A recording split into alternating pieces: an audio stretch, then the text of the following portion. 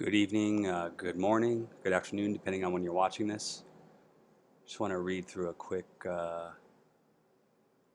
post on the Children's Health Defense, and I believe this is head or led by Robert F. Kennedy Jr., who's been someone involved from, in his own words, I think for 20 or 30 years, not deliberately or intentionally, but got involved with children's health as it related to pharmaceutical companies and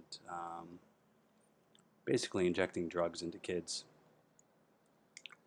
But check out this quick post here. It says, Russia considers ban on smartphones and Wi-Fi in schools to protect children's brains.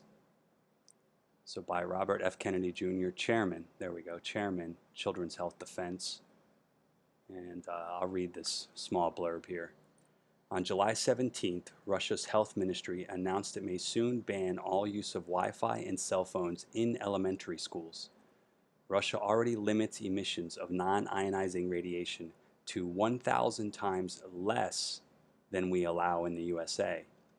Numerous studies show profound injuries from Wi-Fi, including oxidative stress, sperm testicular damage, neuropsychiatric effects including EEG changes, apoptosis, cell death in parentheses, cellular DNA damage, endocrine changes, and calcium overload.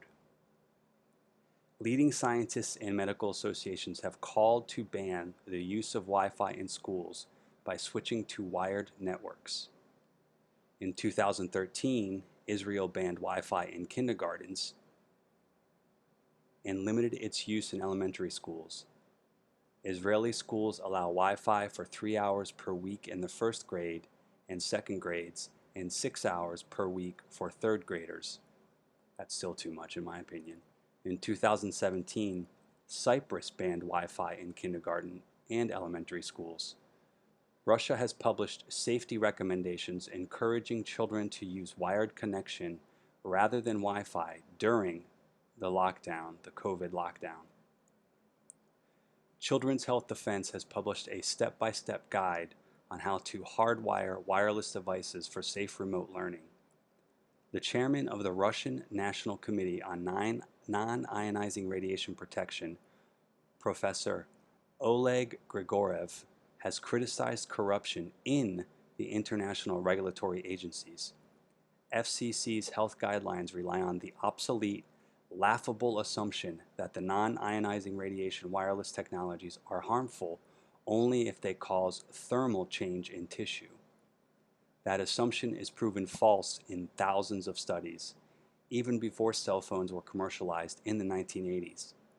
Contrary to the FCC's position, in the 1970s, the Russians had already acknowledged that the radiation emitted from radio and microwave frequencies-based technologies can be harmful at levels that are at least 1,000 times lower than the levels that create thermal effects. Despite massive evidence of harm, in December 2019, crooked FCC officials declared that there is no evidence of harm from wireless technology and declined to review its health guidelines.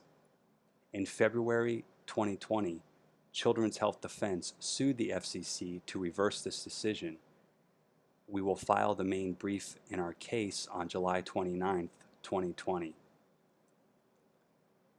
So this is actually correct in my own research about the thermal effects. Like the FCC is only counting one symptom, and they're basing their entire rules or regulations on one symptom, not total symptoms, in which they would not have known about that one symptom if they had not researched or if they had not seen the research, which includes the other symptoms, meaning that in the 80s, when this was just becoming public knowledge, especially about the microwaves, and then even in the late 70s about microwave and millimeter waves, which then they were using 2G as a test, they would have had to have known about the other issues. And they might, it's been my experience, a lot of people will often say, well, the market will decide, the market will decide. and they don't, obviously they don't tell the market what the actual side effects are, what the problems are, and then they'll say, well, we actually do. We just put it in our terms of service, and we just tell people not to use the phones for too long next to their head, and that's, that's negligent, easily proven negligible on the parts of the corporations that allow it to happen. Let's look at this. Proven false in thousands of studies. I'm not sure what that is. What are we looking at here? The Bio Initiative. So it's a bioinitiative.org. I don't know what this website's about, and I don't know who made it, but looks like they go straight to the point here with ELF and EMF. And some of the stuff you can find on earlier videos from within this channel that is actually associated with CIA research and NSA research related, as well as actually NASA. NASA's research show the same things with testicular problems, inciting emotions and swinging emotions back and forth, as well as certain types of lights that emit radiation, actual lighting systems that we use in certain streets and certain parts of cities, sort of curbing or nullifying sexual drive, and in some cases lowering the sperm count is just one of the side effects, but also inciting huge swings between emotional modalities in people's brains. I'll have to look at this on my own time, but I can't verify the site. Let me see what else they have here. Step-by-step guide. So essentially, all right, so they're telling you to use an Ethernet cable and disable all your Wi-Fi, anything connected, and to use an Ethernet cable. However, there's still emissions from the actual router, and they don't tell you that either. Maybe they don't know, but there are actual emissions. And I mean, if you're in a city like New York, or most likely Silicon Valley in San Francisco or California, they have the street lights with everything on it now. They have nodes or PEDs, which are basically terminals that are installed on a street and have blinking screens and signs on them. And those are transmitters. They have Wi-Fi and routers connected to them and Bluetooth, as well as I think the city bikes systems where they have rental bikes on various cities. Those are all Wi-Fi enabled as well. So even if you disable stuff in your house or your apartment and you live in a complex or a neighborhood where sort of like a townhome or a duplex or something like that, most likely you have drywall and wood for a wall without much concrete between walls, and that means if your neighbor isn't disabling their router, you're still going to be affected by emissions from their routers. So even if you use an Ethernet cable in your home, which is still smart, and disable your Bluetooth, it even looks like they say, you're actually still being penetrated by other devices and machines that are connected if your neighbors aren't aware of it.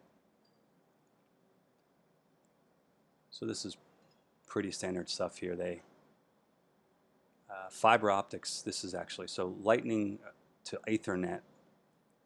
Ethernet cable is essentially sort of a type of fiber optics, and fiber optics are as powerful and as fast as any Wi-Fi 5G is, so there's no need, and actually you can bury fiber into the ground, only as low as a foot sometimes. You only have to go down as deep. But plus the actual material that makes up fiber optics is meant to shield both the fiber optic itself, but also shield emissions, protect from emissions. So they've had that since the 90s. Sued the FCC. Let's see this 1,000 times lower. Okay, so Bio Initiative again, and they have a report. It's a PDF. You can check that out on your own time. Let's look at this. They sued the FCC.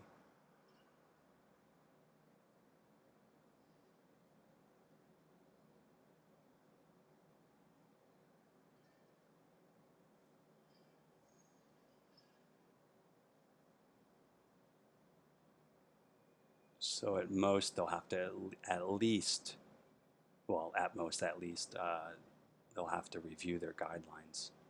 And like I said, the CIA, NSA, and NASA have had this research for a while. And like, it's interesting that they mentioned Russia and Israel, but the initial research that the CIA was able to use and start a lot of their research on came from Russia first by sharing their research on non-ionizing radiation, microwave, millimeter wave, and a lot of that research itself was predicated on psychoenergetics, ESP, and telepathy. So I may have loosely made a correlation in some other videos earlier that like I said, I think there's a potential extinction agenda or a nullification agent present in our system that's kind of covertly and from the shadows being used to sort of either suppress, incite, expose, track. Um, it's pretty much a wayfinding system and a targeting system because we have cameras that can take and record in real time bodily emissions, and we might call that the biofield or the electromagnetic field of the human body. We can also track alpha waves and gamma waves, excuse me, and I mean just think of an MRI device, a magnetic resonance imaging device, or the scanners that are used in airports to basically pulverize your body with X-rays so they can see if you're carrying anything that might be considered a health issue on the flight or whatever. They just scan your body for anything suspicious. But and like I said, you can buy aura cameras on online from eBay and Amazon right now. So if there are night vision, heat vision, and aura cameras available, you can bet that there are cameras available that allow them to recognize when someone's either exhibiting potential or using it in some fashion or another. So, not to detract from what the Children's Health Defense Fund is doing, and I'm sure they've probably read a lot of interesting research in their history of doing what they're doing, but the rabbit hole, so to speak, goes much deeper here, especially when this research was, in fact, mostly some of the technology that is being used now was an offshoot of technology designed to help prove that psychoenergetics, telepathy, ESP, remote viewing existed.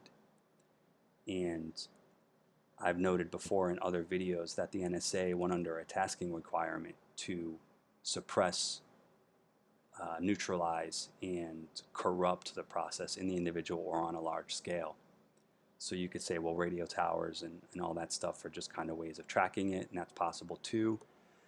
But on an individual basis, everyone's walking around with a cell phone right now, and the human biofield has been proven to be around 5 to 6 feet, with someone who's fully activated most likely being around 10 to 20 feet. And then you have a device on you, which is basically an ankle bracelet, essentially. I mean, you can be tracked anywhere, and if the technology becomes more robust and more dynamic on the phone itself, you can bet that the phone will be able to read other things on top of being compiled with artificial intelligence, which most mapping services or Find Me Now locations or Where Are My Friends location services, those kinds of things, all utilize what's called a geofence technology. And it's basically a triangulation mechanism built into the phone where when you want to know where you're going on your maps and you want to route a trip, you ping whatever tower is closest to you, and then the phone pings another tower, and it triangulates you to find where you're at. So, and that's just using your phone without a camera, without a special camera designed to track biofields or heat and thermal waves from the human body. And like I said, that this stuff was invented in the 80s, a lot of it, 70s and 80s. So fast forward to 2020, I'm sure that technology is made smaller, more refined, faster, and more nimble as it has been deployed into the consumer market. Anyways, check out the service or check out the website here. I may do some other videos. I have to look at some of these studies. What's this numerous studies here real quick before I go. Wi-Fi is an important threat to human health. Yeah, so you got plenty of research here that's even publicly available because there's no paywall here. And the FCC, this is actually on the FCC's website, and I think I may have shared this myself on Twitter. It's a little small, I know, for some of you.